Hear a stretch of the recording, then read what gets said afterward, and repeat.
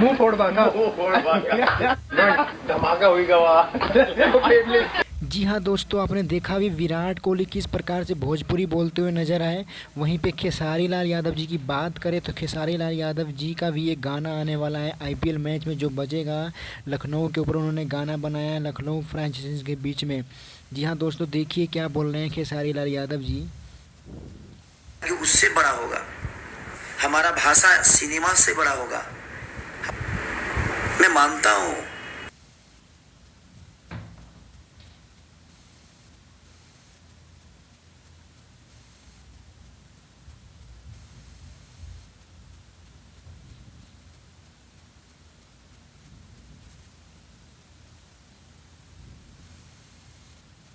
जी हाँ दोस्तों, देखा आपने, यही जो ड्रेस है जो खेसारी लाल यादव जी ने पहना है, ये उसी फिल्म उसी गाने की शूटिंग का ये ड्रेस है जो खेसारी लाल यादव जी ने पहना है, जो इनका गाना आने वाला है।